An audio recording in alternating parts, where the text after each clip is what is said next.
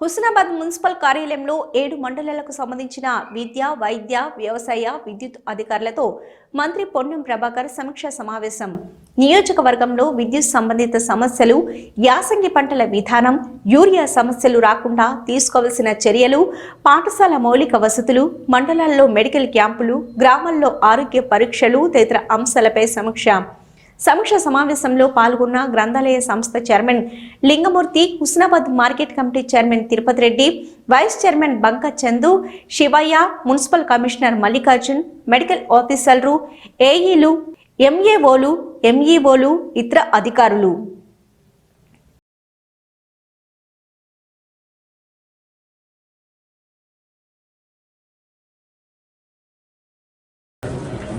విద్య, వైద్యము, వ్యవసాయము, ఇన్ఫ్రాస్ట్రక్చర్ పరంగా ఇంటర్నల్ రోడ్స్ కానీ, ఎలక్ట్రిసిటీ కానీ, అదేవిధంగా ఇరిగేషన్కి సంబంధించి అన్ని రకాల డిపార్ట్మెంట్స్ తోటి నిన్న ఈరోజు సమావేశాలు పెట్టుకోవడం జరిగింది. మండల స్థాయి, క్షేత్రస్థాయి దాకా వాళ్ళందరి దగ్గర నుంచి సమాచారాన్ని, సమస్యల్ని తెలుసుకోవడంతో పాటుగా ఎక్కడికక్కడ వీలైనటువంటి అన్ని పరిష్కారం ఉన్నతాధికారులతో మాట్లాడి చేయడంతో పాటుగా పారదర్శకంగా గ్రామీణ స్థాయి వారికి సేవలన్నీ అందాలని కోరుకుంటాను.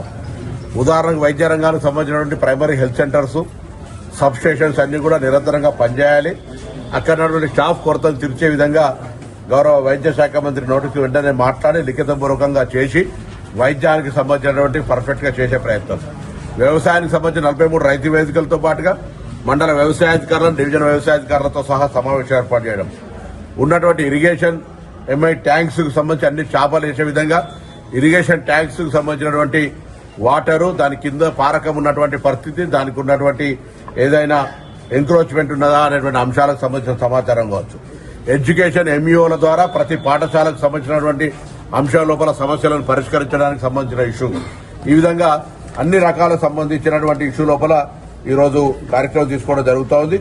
అదేవిధంగా ఎలక్ట్రిసిటీ లూజ్ పోల్స్ కానీ ఇతరత్ర మండలానికి సంబంధించి ఎంఆర్ఓ, ఎండిఓ, ఎంపీఓ సమన్వయంతో క్షేత్రస్థాయిలో ఉన్నటువంటి గ్రామ కార్యదర్శులను, అదేవిధంగా విలేజ్ ఆఫీసర్స్ను, ఆశా వర్కర్స్ను, అంగన్వాడీ వర్కర్స్ను, హెడ్ మాస్టర్స్ను, ఇతర సంబంధిత వాళ్ళందరినీ కూడా సమావేశాలు పెట్టి గ్రామాల వారీగా, మండలాల వారీగా ఒక నివేదిక తయారు చేస్తా ఉన్నాం. ఎక్కడ కూడా ఇబ్బంది ఉండదు. ఇరిగేషన్, ఆర్డబ్ల్యూఎస్ మిషన్ భగీరథ కావచ్చు, ఇన్ఫ్రా కావచ్చు, ఈ విధంగా ఉండేటువంటి సమస్యల్ని పరిష్కారం చేయాలనేటువంటి ఆలోచనతో చేస్తా ఉన్నాం. అదేవిధంగా ఇందిరమ్మ ఇండ్లు గత ప్రభుత్వంలో 10 సంవత్సరాలు ఈ నియోజకవర్గంలో 240 ఇండ్లు కూడా కట్టలే. ఇవాళ మేము 3500 ఇళ్లు ఇచ్చినాం.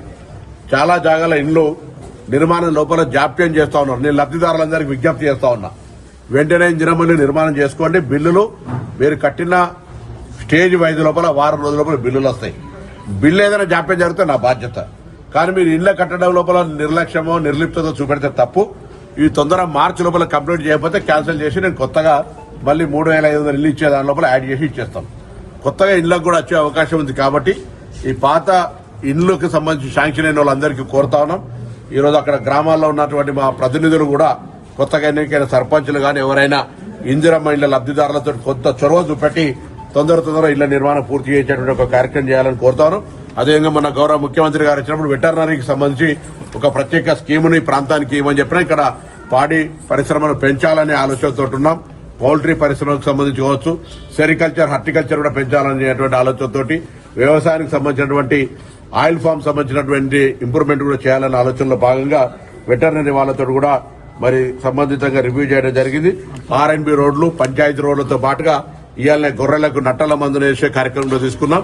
అన్ని రకాల సమగ్రంగా అంశాలు, ఇతర టూరిజం ప్రాజెక్టు ఎల్లమ్మ చెరువు కావచ్చు, సర్వాయి పాపానకు సంబంధించినటువంటి ఆ మెమోరియల్ అక్కడ జరిగేటువంటి నిర్మాణాలు కావచ్చు, మహాసముద్రం గాని కావచ్చు, రాయికల్ వాటర్ ఫాల్ కావచ్చు, లేదా కొత్తకొండ టెంపుల్ చైర్మన్ ఆ ప్రాంతంలో కొత్త టెంపుల్, ఆ టెంపుల్ యొక్క ఉత్సవాల సందర్భంగా ఏర్పాట్లు కావచ్చు, ఈ విధంగా ఎల్లమ్మ టెంపుల్ కావచ్చు, పొట్లపల్లి కావచ్చు, సుందరగిరి కావచ్చు, ఇట్లా అన్ని రకాలుగా కొంత ఇంక్లూజివ్ గ్రోత్ చేయాలనే ఆలోచనతోటి మరి కొత్త సంవత్సరం రాబోతోంది. 2 సంవత్సరాల పరిపాలన పూర్తయింది.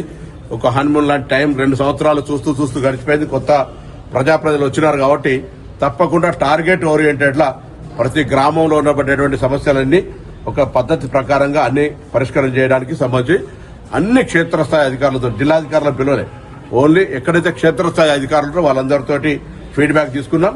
ఇవన్నీ జిల్లా అధికారులతోటి రాష్ట్ర స్థాయి అధికారులతో మాట్లాడి వాటన్నిటిని పరిష్కారం చేసే విధంగా నా కార్య